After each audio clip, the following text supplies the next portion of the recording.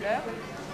Au Japon, on utilise beaucoup moins de fleurs dans l'art vraiment traditionnel. On utilise surtout des branches, et cela parce que les moines partaient dans la campagne, ramassaient juste ce que la main pouvait contenir, et ils prenaient ce que la saison offrait. Si c'était l'hiver, il y avait très peu de fleurs, et même l'été ou le printemps, où il y a davantage de fleurs, ils étaient quand même respectueux de la nature, et ils ne ramassaient pas pour détruire. Vous savez que pour maintenir cet arrangement, je dispose d'un pique-fleur. C'est quelque chose qui est en fonte avec des aiguilles de laiton piquées dessus. Et en fait, on appelle ça pique-fleur, mais ça ne pique pas nécessairement le sens de la végétation des fleurs. Bon, pour les fleurs, ça n'a pas trop d'importance, mais si ce sont des feuilles ou des branches, c'est très important, parce que vous savez qu'il y a des végétaux qui poussent plus à l'horizontale que d'autres. Et une branche qui a poussé à l'horizontale, si on veut la maintenir droite, ça n'est pas très joli. On a quelque chose qui est un en arête de poisson, c'est pas toujours ce que l'on recherche. Pour, en l'occurrence, l'offrir à Bouddha. Vous avez entendu un petit crack?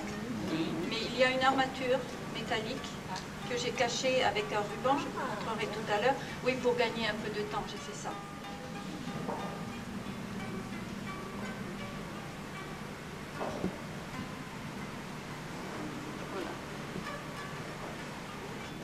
Donc là, c'est la ligne principale de mon arrangement, et là, ça va être la ligne, une des lignes secondaires.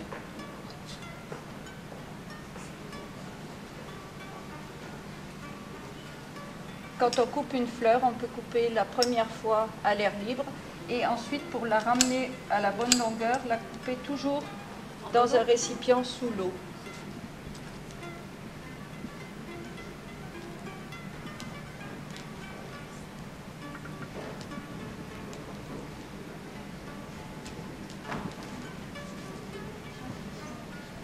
Cette ligne-ci est toujours unique.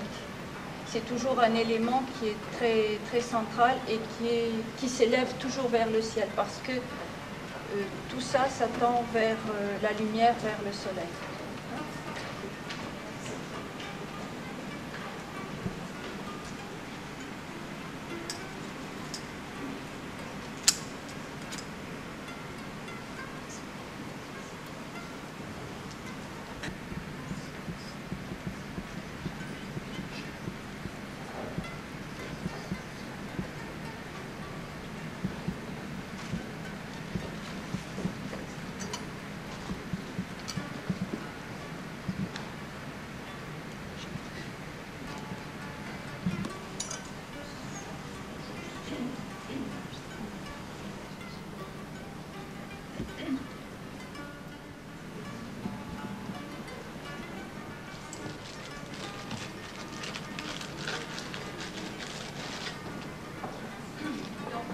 L'armature métallique au niveau des tiges, je me sers d'un petit fil de fer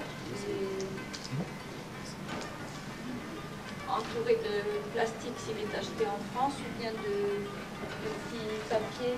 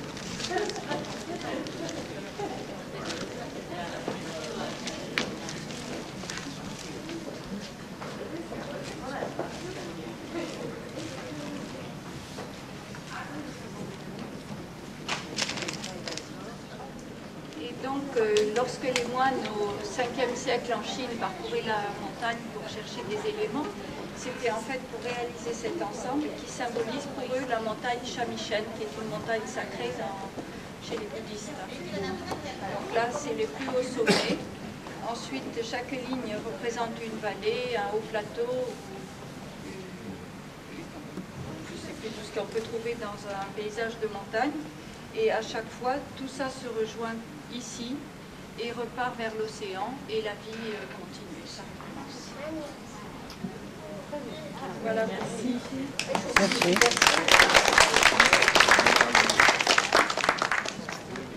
Les couleurs, ce n'est pas comme chez nous.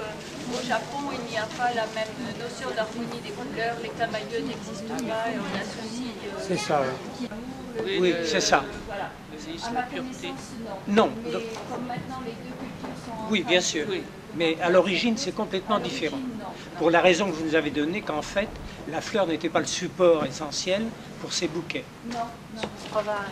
Des cailloux, Des cailloux et un pic-fleur. Ah oui, des cailloux. je savais, mais vous avez mis autre chose avant. Des cailloux, tout à fait. Et autrefois, les moines...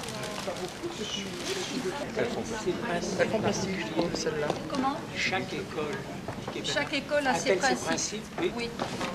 Au départ, pendant plusieurs siècles, il n'y avait que celle-ci. Puis au fur et à mesure, les gens ont rechigné quant à la règle. Et chaque dissident a formé son école. Donc demain, si vous venez, par exemple, vous verrez une école très moderne qui a été créée en 1927. Donc c'est tout à fait une autre règle, un autre style, un autre monde.